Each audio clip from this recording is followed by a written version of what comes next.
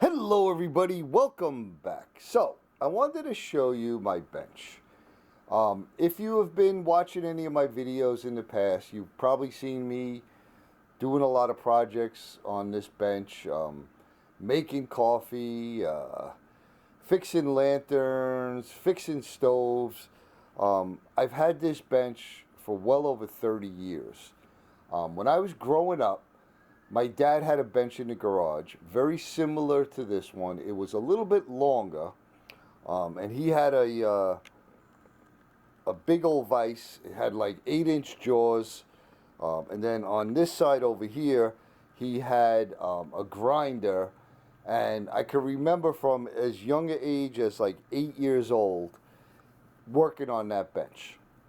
And I've always said to myself when I was a kid, when I get my house and I have a garage, I'm going to build a bench. And when I did get that house, one of the first things I did, like literally within like the first couple weeks, is I built this bench. And very simple construction. It's just got 2x4 legs.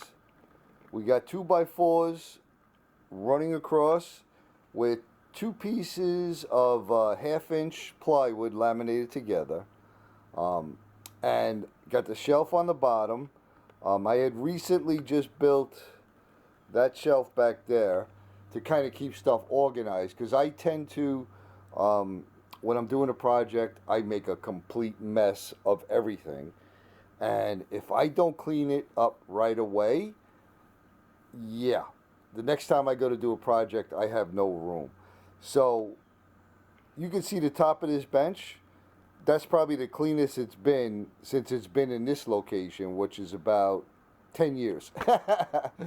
So I wanted to show you some details of it, and I want to show you that vise and what we're going to be doing next. So let me get a little closer.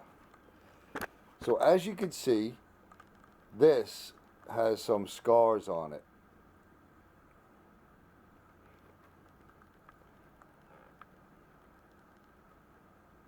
This bench, like I said, has been with me for over 30 years, and I built so many things on this. I remember when my first son was born, I built a rocking horse on this bench. I can I can almost remember every ding and every stain, that's on this bench. So I actually contemplated for a half a second of redoing the bench, basically, putting a new sheet of plywood on top, put new banding around it, and I kind of dismissed that pretty quick when I came out to look at it while I was thinking that, because it'll take away from all the memories. So what I decided to do is, I just got some Luan, just some skin, and then when I'm working on something, I could just have this on here. So basically, it's a nice, clean, new surface if I'm doing something that, I kind of want to keep clean. Most of the time, if I'm working on, carburetor or sharpening a knife or polishing something, I wouldn't have that on there. But if I'm doing something, making a cup of coffee or doing some fine work or something, that comes in real handy. It's a simple solution, and it's relatively inexpensive. And when this gets trashed, I could just flip it over and use the other side, or toss it and get it. I actually have, it was from a big sheet, right? So this is about, I don't know, maybe 18 inches tall. So I have like 5 pieces, like 18 by 4 foot. So that should last a good long time. All right, so that's the bench. Then we come over here to the vise. Now this vise was my grandfather's, and it's a 3.5-inch vise made by Holland's in Erie, PA, USA. Now, this vise I've fixed a few times. And when I say fixed, the little retaining bolt that locks it in when it swivels, this little piece here, the original one cracked. It was, it might actually have been made out of cast iron. So it cracked. I made another one out of mild steel, which is what I'm holding here. This is actually 2 1/8 pieces of mild steel that I welded together, and I tapped it. And the threads have given up. These threads are still fairly good. They're a little bit rounded towards the bottom, but it's also at a square. And I have it shimmed. After a while, it goes out of square again. So this is going to go. And when I say this is going to go, it's just going to be set aside. I'm most definitely not getting rid of it, right, because it was my grandfather's. But I'll probably take it all apart, try to figure out where it needs to be re-squared, and, we'll get it back into working condition, and I'll probably give it to one of my sons. But I never purchased a vise for myself. I've looked at vices, and I'll be honest with you, they're pretty expensive, So I found it, well, the ones made in the USA are expensive. I have a friend of mine who does a lot of yard sailing, and he found I want to say a Wilton. I think it was a Wilton. I could be wrong, but big old vise. And I really don't need a big old vise for the things I do in here. I mean, like I said, I've been using this one for 30 years. I mean, I did a lot of stuff with this vise. So I ended up getting a vise from Amazon.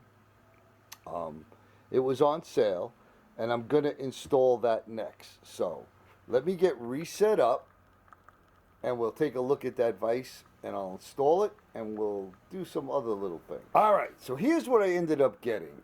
I don't know how to pronounce the name, if it's Vivor or Vevor. This company, just sort of came out of nowhere, and at least to me, and is just advertising stuff all over the place. The first time I've seen them was on Black Bear Forge. John had got a bunch of stuff from them, a forge, and I believe an anvil, and some tongs and stuff that they sent him to review. And he seemed to like everything. And the reviews, there's always some bad reviews, but for this particular vise on Amazon had a 4.7, which I consider good. They advertise it as heavy duty, but I know it's not going to be heavy duty just by the weight. It's 10 pounds. So, but it did have good reviews. I did ask them a few questions before I bought it through a chat, and I was not impressed, okay? I basically wanted to know the size of the vise jaws. And they just kept referring me to what it said in the description, which gives me the length, but never gave me the width. And the reason I wanted that was because this thing took 2 weeks to get here. I was not impressed with that. It ended up shipping right from Kentucky, which is just, a drop in a bucket away from Florida. And it was shipped via UPS from an Amazon fulfillment center. And when it actually shipped, it only took 2 days. So I don't know why it would have taken 2 weeks to get here, from a fulfillment center that, is in Kentucky. Anywho, enough of that nonsense. Let's take a look at it and see what we got.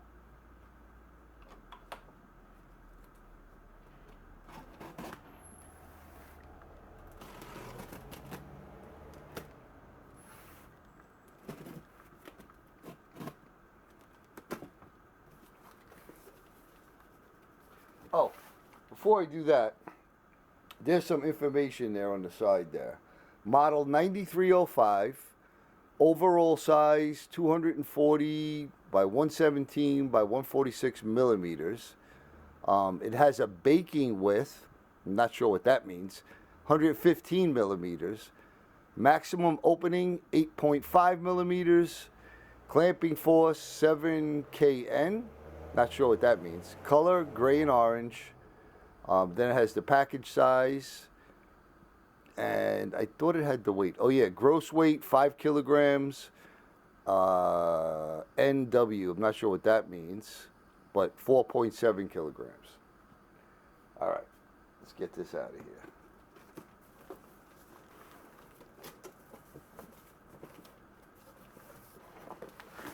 Decent packing.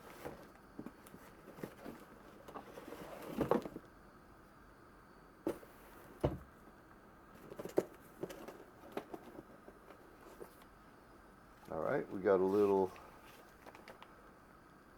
diagram here with that. I'll leave the specifications there up for a second in case you want to see that.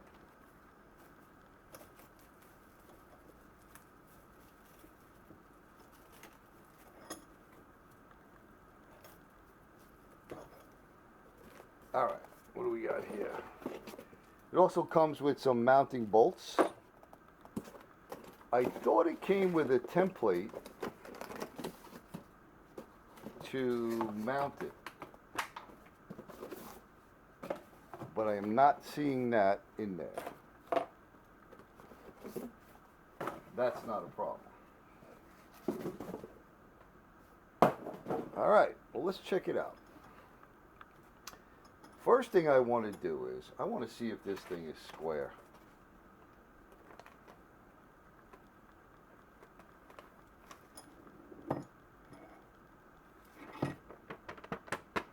Nice. Wanted that to be able to grab something. Okay, so right off the bat, I'm pleased with that. Let's check out the casting.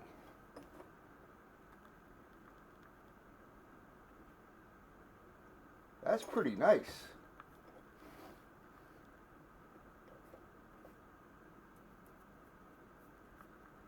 All right, I don't have any complaints with that.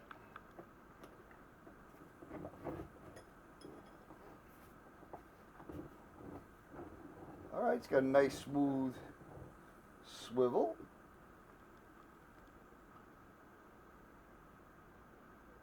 Very cool. And I'm going to mount this right over here where my old one was. And I want to see which way I want it to swivel.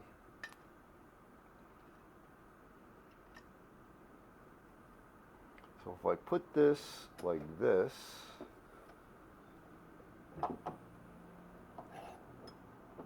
I'll be able to swivel.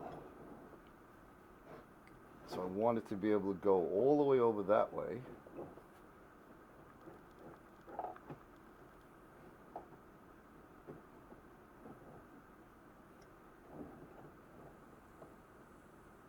Cool. So I'm going to mount this pretty much right there. I do wish it had, how do I explain this? I wish that it hung over more so that if I put something long down in here, I could have gotten it down past the bench. So let me open it up and I'll show you what I mean. So if I took something like whatever here, I'll just get a screwdriver. I don't want it to fall on the floor, but if I put it in here, it's going to hit the bench. My other one did that too. So I do remember my dad's, which obviously was a much, much bigger vise. I was able to put stuff in the vise. You know, I could have put a 4 or 5 foot piece of metal in there and it would go right past. But I'm wondering, yeah, that's not going to happen. I could probably build something to do that, but yeah, that's not going to happen. All right, so let me make sure I got it the way I want it. And I'm going to drill some holes in there, and I am going to use, where are my bolts? I am using 5/16 lag screws, not using these because I have 2x4s under there, like I said. And I'm going to use a washer, and these should fit in there no problem. Yep, they fit no problem. All right, so let me get that mounted, and I will bring you back. I don't think you want to see me drill some holes. All right, so we got it installed.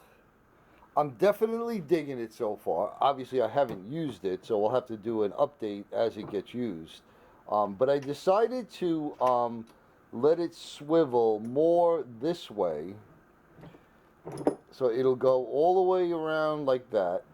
This way it gives me a lot of room off the front of the vise this way to put longer objects, and then it goes that far over there, which will let me be able to work in that direction. So I'm pleased with that. Okay, so the next part of this is making soft jaws. All right, let me move this over to here. All right. So I was going to buy them. I didn't really like the reviews that I was seeing with these things, and they were pretty pricey. And they had a lot of like grooves and whatnot, and I'm like, well, I just kind of want basic soft jaws. Like, I'm always putting a piece of leather or something in the vise, or a couple pieces of wood, you know, if I didn't want to mar something. And that in itself, you know, is inherently a problem, because it's hard to hold everything there. So I wanted to make some soft jaws. So what I have here is 4 pieces of birch plywood. Now these are 3/32, I believe, thick. Let's see. Yeah, 3/32, and in millimeters, they are 10 millimeters. Okay. The vise jaws are 4.5 inches by 1/2 inch. Okay. The 1/2 inch part is not totally critical, you know, for the width, but these are what I came up with. So I cut them on my scroll saw. I'm going to show you some other ones that I made previous to this pair. I did those on my table saw. So you don't need a lot of fancy stuff. You can do this by hand, and then just sand them square, and you'll be good to go. All right, so the first thing we're going to do is we're going to get some glue.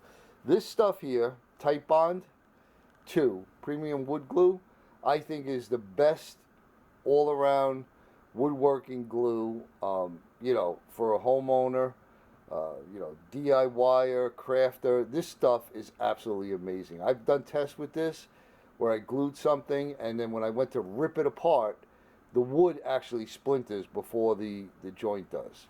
So this is what we're going to use. And what we're going to do is we're going to put a little bead of this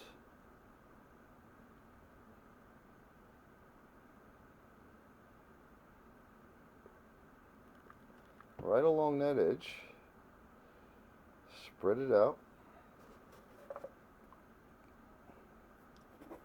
And we're going to take our wider piece and we're going to put this right on the edge there. Now, as you can see, it's a little longer because I'm going to sand it flush. Okay? And just give it a little slide back and forth. Then you can take the other piece and just line it up so it's on the edge. Okay? Just like that. So we're going to let that set up, and I'll bring you back. I only wait about a half an hour. I mean, that glue is that good. So we're going to wait a half an hour, and I'll bring you back. And in the meantime, I'll glue the other one. All right, so it's been about a half an hour. So now I'm going to take this over to my sander. I won't bore you watching me that, but I'm just going to square up these ends. Again, if you don't have a sander, this could be done with a file. This could be done with sandpaper, or just cut them exactly the same size, and you don't have to do that at all. Okay. All right, so we got them squared up. Now the next thing we're going to do is we got these neodymium magnets. And I picked these up at Harbor Freight. They were 10 for $2.99. I believe that's what they were. And these are 5/16 diameter. Okay, so now we need to drill 2 holes in each one of these on the side that's going to face the vice jaws. Okay, and there's a couple ways you could do that. You can use a brad point bit, which looks like this, if I can get it out.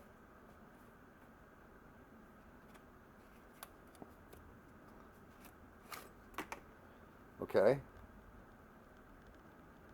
And this will give you a relatively flat hole. Okay. The ideal thing to use is a Forstner bit. That gives you a perfectly flat hole. Now, 5/16 is not a size that usually comes in a kit like this. This has a 1/4 inch, 3/8, 1/2 inch, 5/8. So 5/16 is kind of a odd size for a kit.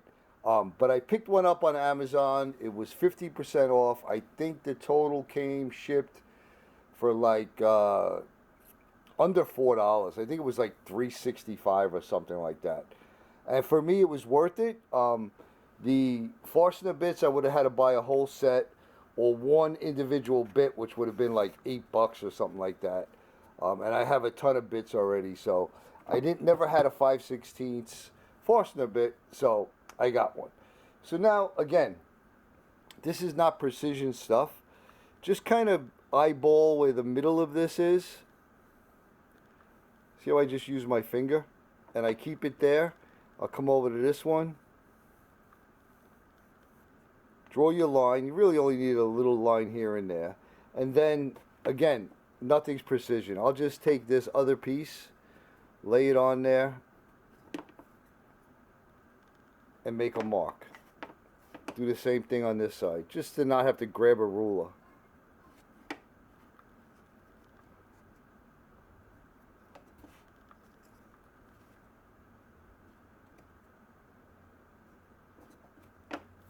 Okay, so now you want to set the depth of the Forstner bit so that this sits just slightly below this. You don't want it too much below it, and you definitely don't want it proud, okay? So let me get my drill set up, and I'll spin you around and I'll show you that. So I have that set up. Let me see if I can squeeze in here without bumping the camera.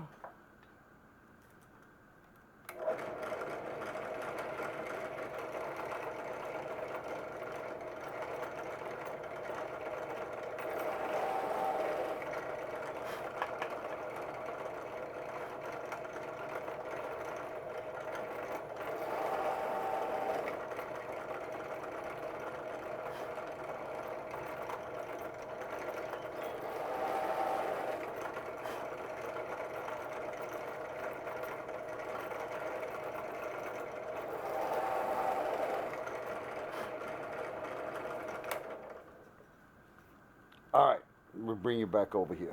All right, so we have the holes all done. You want to grab a magnet,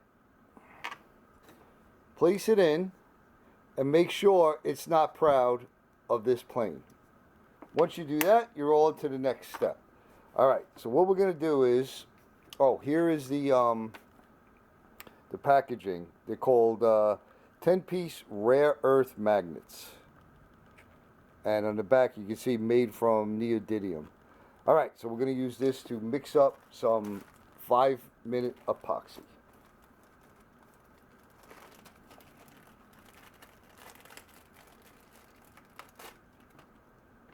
You don't need a ton of this stuff.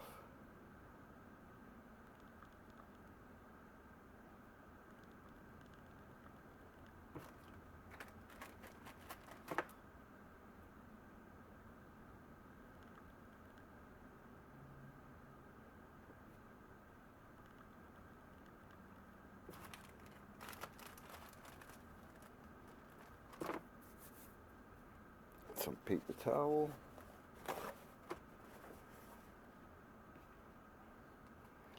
Mix that up.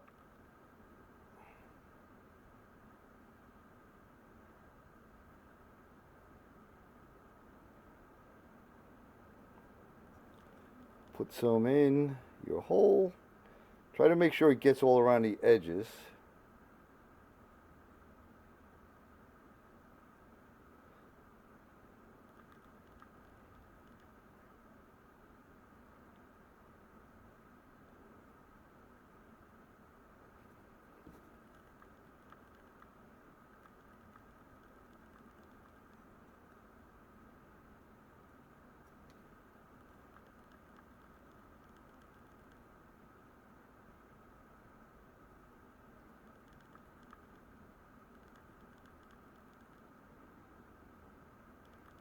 Okay, that looks good.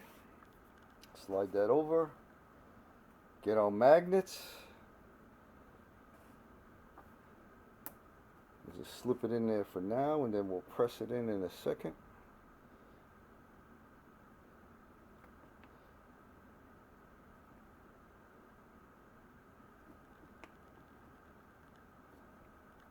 Okay. Now just wiggle them in. And again, make sure they're not proud of the surface.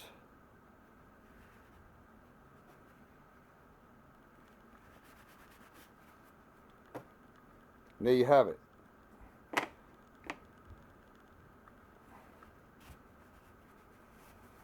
As simple as that.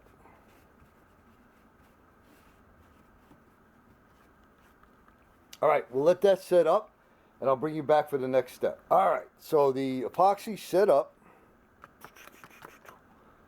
On to the next step. Now, you can leave these exactly the way they are, and now you have a pair of wooden vice jaw pads, okay? This pair, I'm going to put this piece of rubber that has all these little nubs on them, and this was just a piece of an old mat, okay? And that's going to get put on just like so. And how we do that is very simple. We got a piece of cardboard here. We're going to be using Wellwood contact cement. Now, if you never used contact cement before, make sure you have it stirred up. And you're going to put it on. You don't want big, giant blobs of it. Get it relatively smooth.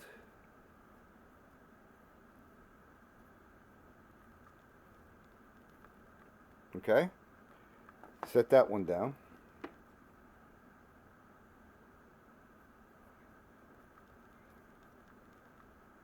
Make sure you get full coverage right to the sides, all edges.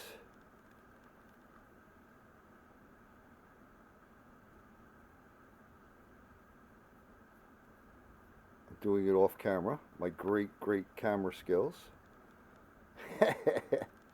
All right, set that one down.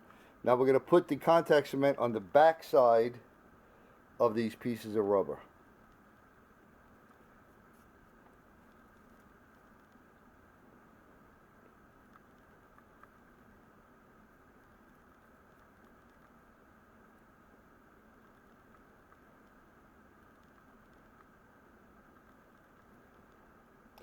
And I know it's textured on the bottom, but it's not going to matter.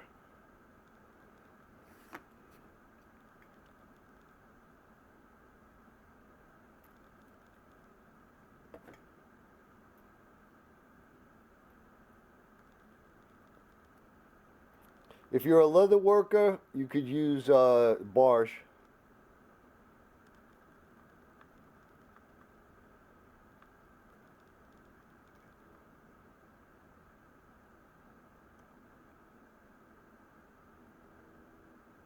All right, you're going to want to leave that for about, I'd say at least 15 minutes.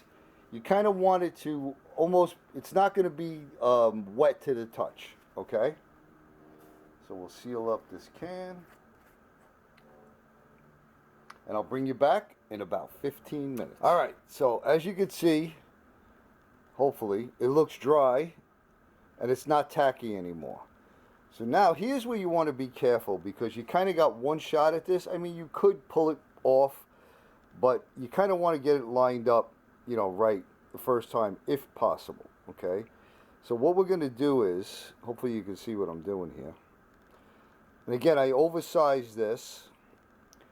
So I'll line this up. Whoop. See what happens if you don't get it right the first time? All right. Now I'm trying to look for a good edge on this one side here. And just press it on. That one.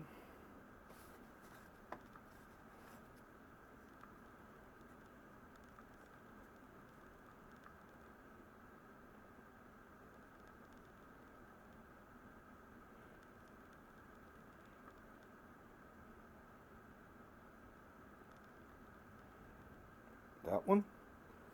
Now, get yourself, I just happen to have this little piece of wood here that I was making a sign for.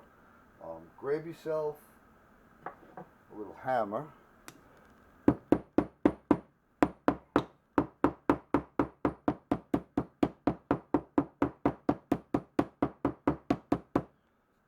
And set that on.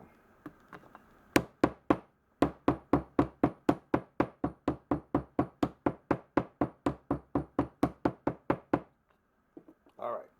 Now the beauty of using the contact cement is if you mess up the rubber somewhere along the line, and you can very easily pull it off and put another piece on. All right. Let me grab this little scrap piece of plywood here. And we're going to set this down, and now we're going to trim off that extra.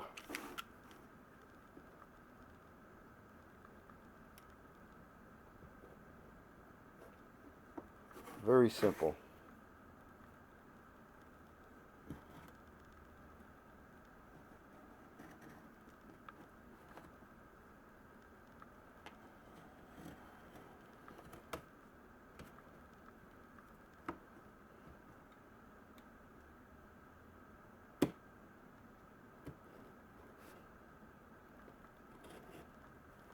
All right, and there you have it.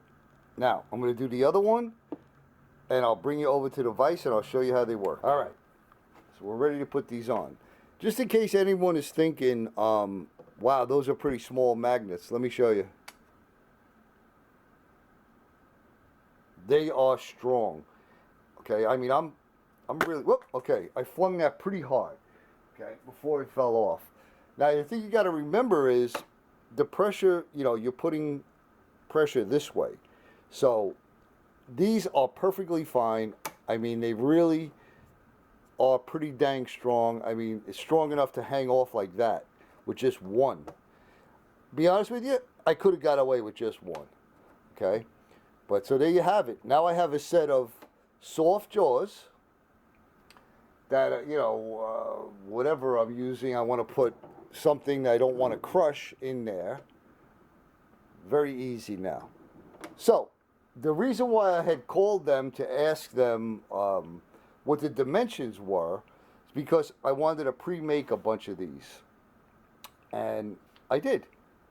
So here I have a set that has high density foam. I have a set here that's leather. Let me move this, get a little better picture. I got a little glare coming in.